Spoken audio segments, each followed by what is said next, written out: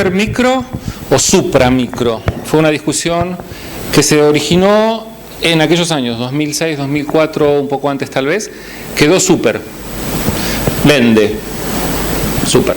¿Por qué super? En realidad se trata de cirugía de estructuras submilimétricas, por debajo del milímetro. Se define en realidad vasos o nervios de menos de 0,8. Yo creo que, ¿por qué esto? Porque vieron que estructuras de menos de 0,8 necesitaban hilos más pequeños.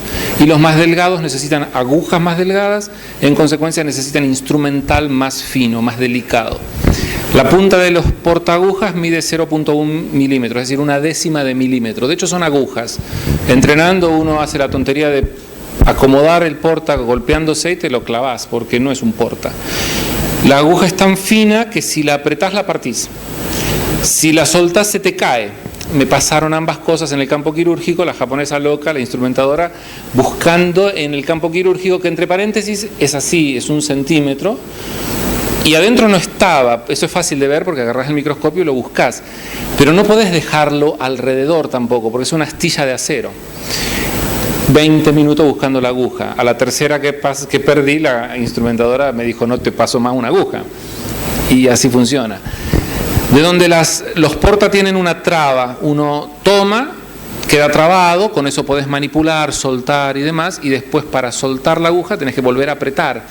El uso del instrumento es distinto que en lo convencional, y uno no siente absolutamente nada, ni la aguja ni el hilo. El cirujano está acostumbrado, atás, traccionás y sentís la tensión del hilo. En micro más o menos, en supermicro rompes el hilo. Los hilos tienen que ser muy pequeños, pero muchas veces vienen hilos de 10 o 15 centímetros. Cuando vos estás bajo el microscopio, mirando fracción de milímetro, el hilo no termina nunca de pasar. Y vos empezás a tironear del hilo, y pasa el hilo, pasa el hilo, pasa el hilo, y vos no sabés dónde quedó la mano. Y entonces cuando vos traes la mano de vuelta, te chocás con el microscopio. Un montón de tonterías que te pasan porque no sabes cómo manejarte. El instrumental, hay parte del instrumental que es redondo y parte que es plano, porque vos no podés estar sacando la vista del microscopio para saber qué estás tomando. Entonces vos tomás el instrumental sin verlo. Y el microscopio se controla con las manos o con los pies. Los cirujanos japoneses operan descalzos. Incluso yo la he visto a Corino operar descalza. Los japoneses entran en pata. A veces en medias nomás, ellos andan descalzos en todos lados. Vas al restaurante y te dicen: usted acá puede quedarse con los zapatos puestos, pero si no, ellos se los sacan en todos lados. Y es un hábito muy normal, ¿no? Uno puede andar con las medias blancas y te quedan blancas. Y en quirófano también. Y como además los controles están en los pedales, ellos controlan todo. Los microscopios nuevos pueden controlar prácticamente todo con los pedales. En fin, quiero decir, son razones biológicas, las estructuras son muy, muy, muy pequeñas, y razones técnicas. Pero para que se den una idea, no le tienen miedo a nada. Y te hacen la reparación del nervio facial en las parálisis faciales. No sé cuánto funcionarán de bien, pero hoy se hace cambio de sexo y se transfiere sensibilidad protectiva, es decir, lo que se lleva siente lo suficiente como para no dañarse con el apoyo, el decúbito del cinturón o lo que fuere, y sensibilidad erógena. Si se lleva un neofalo, por ejemplo, en un cambio de mujer a varón, se puede poner el nervio a los cutáneos para que tengan sensibilidad protectiva, para que no se lastime, y los nervios del clítoris para que tenga sensibilidad erógena, que va a ser femenina, hay que aclararlo, a pesar de que sea un neofalo. Quédate. Una cosita es, antes de darle la palabra, nosotros como grupo queremos hacer mucho hincapié en que nos parece que nuestra misión como grupo es formar profesionales de la linfología. Porque es cierto que se puede hacer microcirugía y supermicrocirugía en un montón de temas. Lo que pasa que para hacer lo linfológico hay que conocer linfología.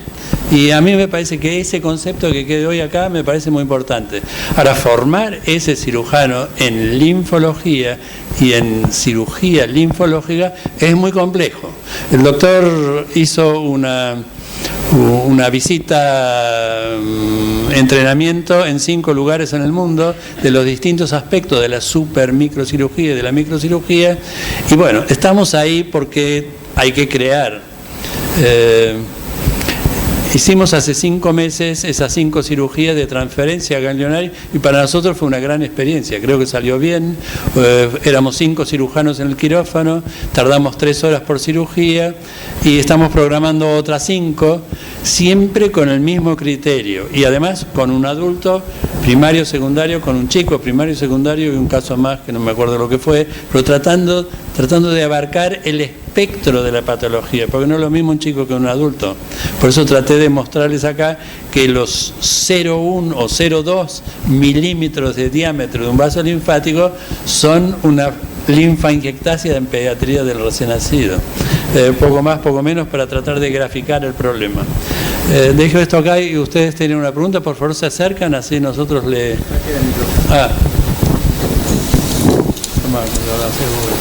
Bueno, yo me llamo Marcela Zeroski, soy fisioterapeuta, alumna del doctor Ruy y de Esther. Mi pregunta va para los dos. La primera, en las operaciones que hicieron el año pasado, pude presenciar la conferencia de la doctora Corinne Becker, muy interesante.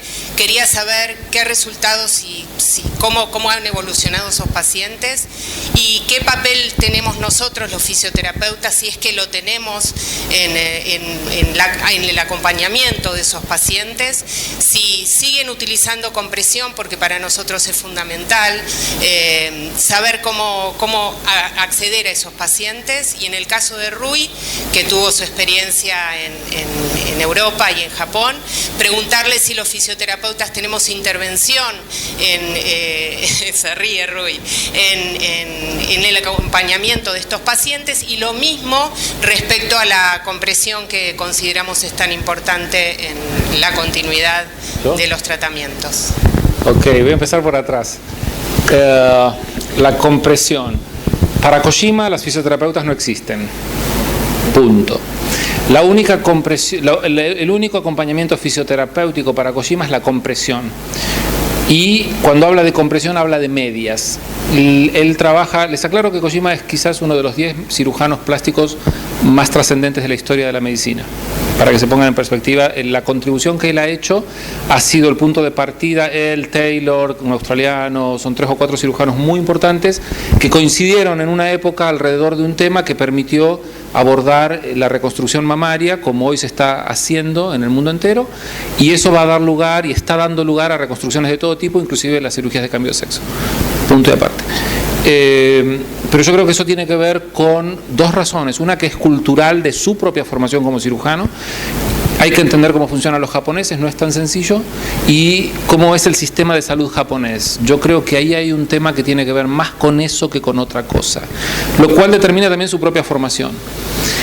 Para mí la persona que mejor entiende el tema es Corinne.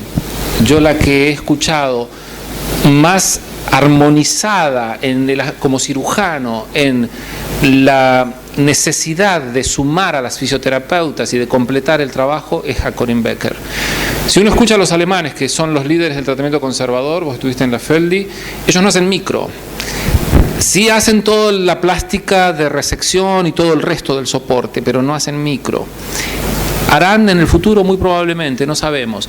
Los grandes linfedemas son muy difíciles de tratar, necesitas un equipo multidisciplinario. Y yo cuando hablabas, Cristóbal, no se puede trabajar aislado. Yo creo que el gran problema que tenemos, y esto es universal, Corinne trabaja, ella tiene un equipo de fisioterapeutas, pero entra a quirófano con una instrumentadora, eventualmente con un asistente, trabaja en 4 centros importantísimos, del mejor nivel del mundo en París, y sin embargo los grandes linfedemas con obesos mórbidos y demás, que le vienen muchos de Kuwait, pagados por la realeza kuwaití, quiero decir, dinero no falta, instrumental no falta, equipamiento no falta, pero no tiene todo el soporte que necesita un paciente de esta complejidad.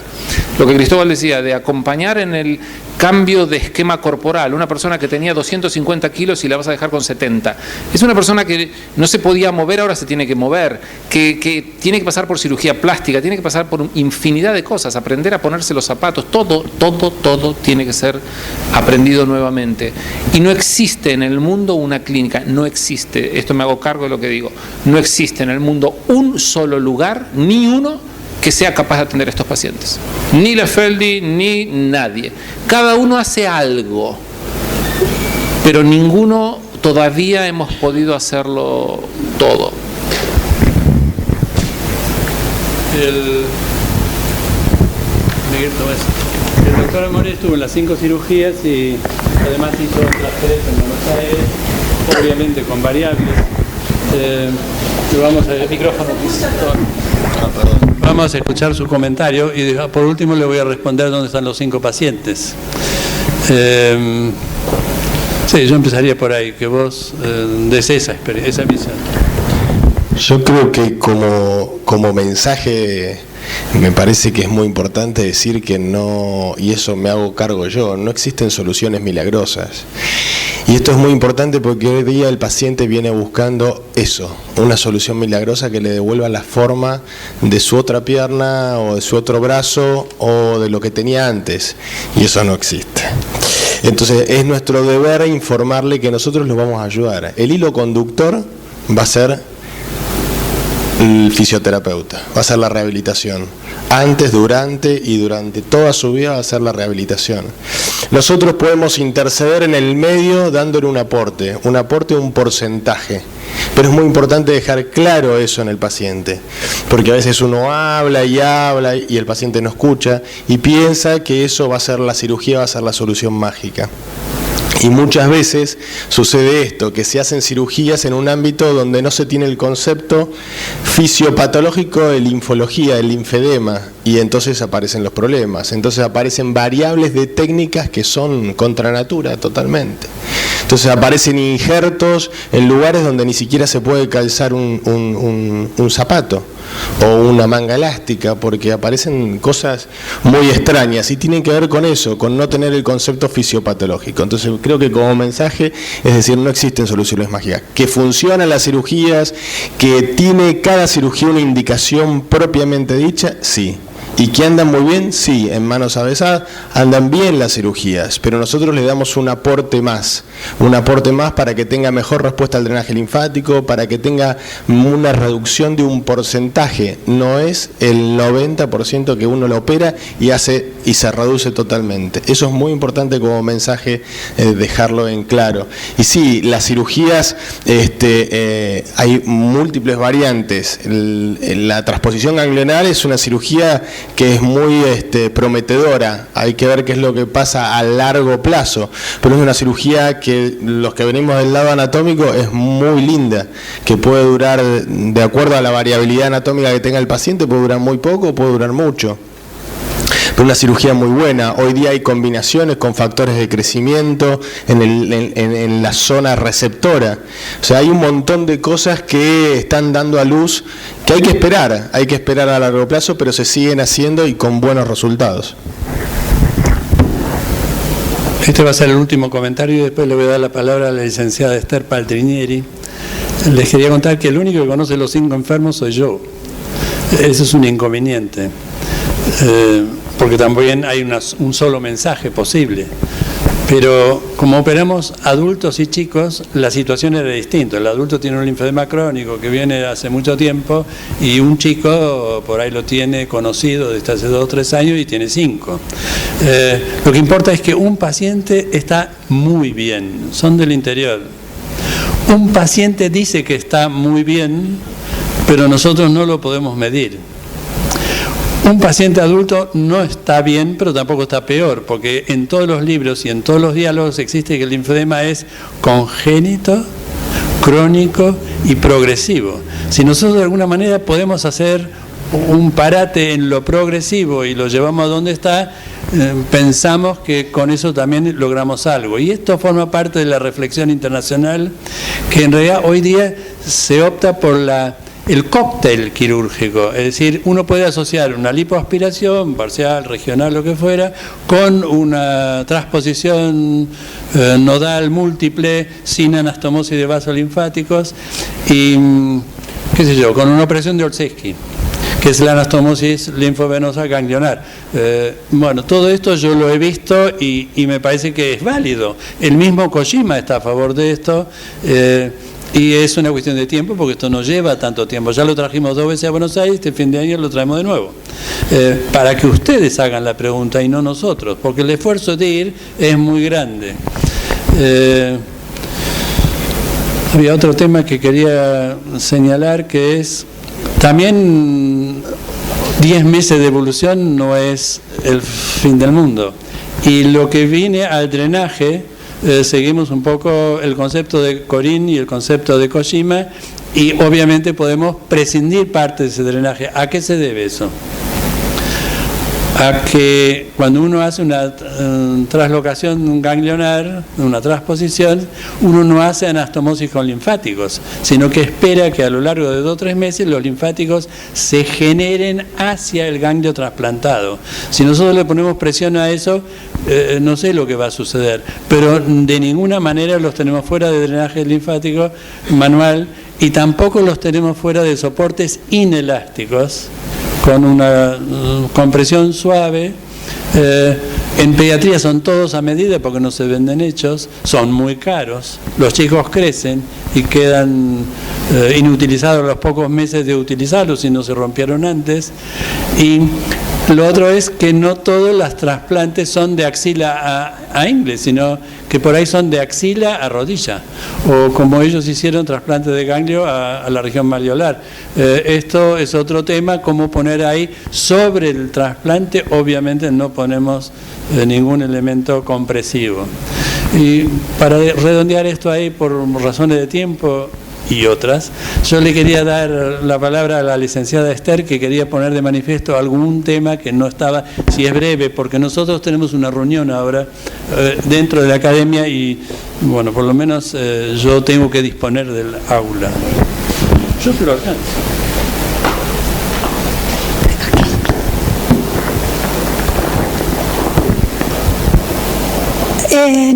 Nosotros, está bien, nosotros como fisioterapeutas nos vemos cotidianamente con otras realidades, es decir, yo estoy de acuerdo con todo lo que se habló respecto a la cirugía.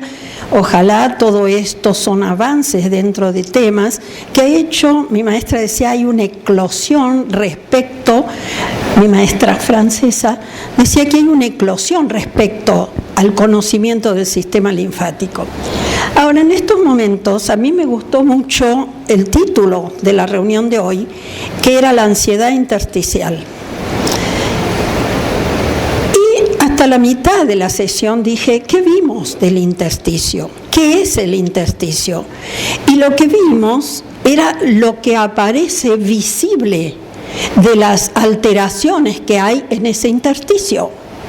Y sigo preguntando, ¿qué es el intersticio? Décadas atrás, mi maestra decía, hablaba del terreno. Al principio a mí me costaba mucho entender qué era el terreno. Después me fui dando cuenta que era el intersticio. Asimismo, no tenía una visión clara.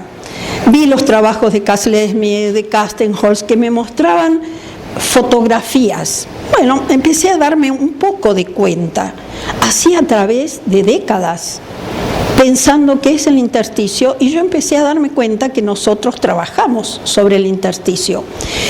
Lo hago breve, prometí ser breve. La cuestión es que solamente pude ver últimamente un trabajo maravilloso que me dio una gran emoción, porque ahí entendí exactamente qué es el intersticio, porque nosotros trabajamos sobre el intersticio, no solo los cirujanos, que a lo mejor están viendo unas estructuras anatómicas tremendas, pero ¿qué pasa en el interior de los tejidos? En ese maravilloso trabajo que es un belga y que está invitado al Congreso y ojalá venga, porque nos va a mostrar realmente qué es eso, qué es lo que ocurre todo el tiempo en el intersticio. Es la vida, es donde se desarrolla la vida y desde donde van los mensajes del intersticio hacia el corazón, hacia el cerebro, hacia los órganos. Todos los órganos tienen intersticio. Entonces, y nosotros, repito, nuestro trabajo es en el intersticio. Y hace el año pasado me empezaron a mandar y a llegar trabajos de Estados Unidos que decían que había un grupo de investigadores que había encontrado algo que se llamaba que le pusieron el nombre de intersticio. Esto era un chiste. Hace décadas que hablamos del tema. Bueno, conclusión, hoy me volví a plantear ¿Qué es lo que se vio hoy de qué es el intersticio? Un poco lo mostró Paola. El resto se ha visto las consecuencias de alteraciones que hay en el intersticio. Bueno, yo me planteo lo siguiente. ¿Qué ocurre? Y muchas veces en los congresos mundiales, por todos lados, se habla de conductos, se habla de colectores. ¿Qué pasa cuando no hay colectores o no son suficientes? ¿Qué pasa cuando hay uno, cuando debería haber una red? Cuando nos muestran en una linfografía que hay un colector que a usted le ha pasado en una paciente chiquita que parecía totalmente normal, un día se cae con la bicicleta, el manubrio le da en la ingle y tenía 3 ganglios, de los cuales la lesión le fibrosa 2. De ahí en más linfedema de por vida. El doctor le hace estudios y resulta que tenía, no sé si 1 o 2 colectores. Esa chica, linfedema de por vida. Antes era suficiente con lo poco que tenía. Muy bien. ¿Cómo rehabilito yo a esa chica de por vida? Al margen de que poder quirúrgicamente hacer restitución, todo lo que ocurre. A través del intersticio. No me queda otra. Yo muevo el tejido porque ese medio está lleno de líquido y desde ahí parte todo, del líquido que se mueve en el intersticio. Y yo trabajo en un territorio, no trabajo un colector, aunque hay quienes me han querido mostrar que en realidad mueven un colector, qué sé yo, donde esos enormes linfedemas que mostró Luis, que mostraron todos, ¿por dónde pasa ese colector?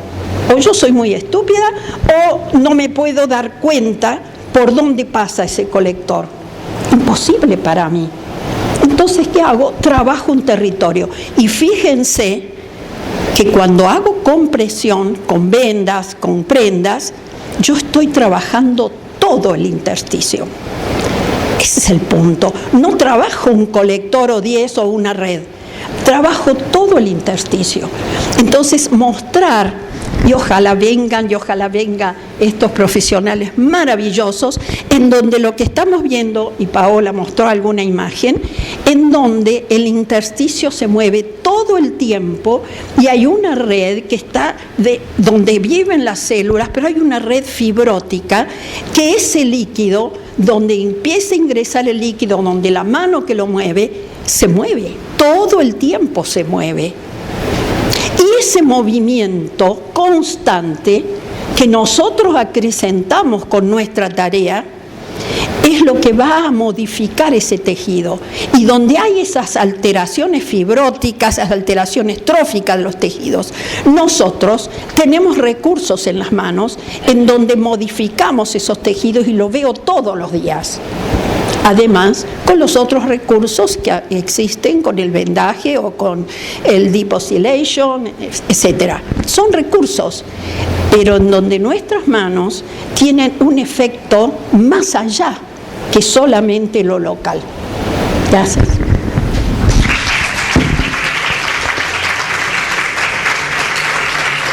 Muchas gracias, Esther.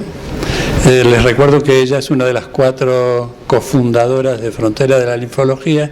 Yo quería contestarle a ustedes allá en el fondo. ¿Cómo se llama? Yo creo que la terapista no va a desaparecer nunca.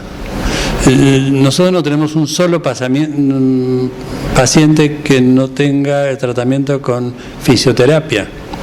Para nosotros es por el drenaje, el taping, el vendaje, esas cosas, y no por masaje.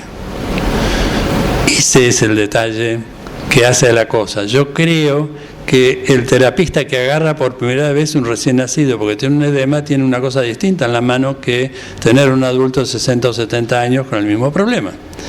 Podríamos un día hacer una reunión solo sobre el intersticio, porque el nombre ese que le di a la conferencia del doctor Ruiz, lo puse yo, porque quiere decir que el gran problema es cómo sacar el líquido del espacio intersticial y llevarlo al ganglio, donde se absorbe el 80% del agua, y al confluente yugosubclavio, donde se absorbe el 80% de la linfa. ese camino, recorrerlo y analizarlo y discutirlo, me parece fascinante. Podría ser motivo de otra reunión, pero claro, no hoy. Y después, todo lo que les hemos dicho, en realidad, son síntesis de pensamientos que siempre se olvidan de algo.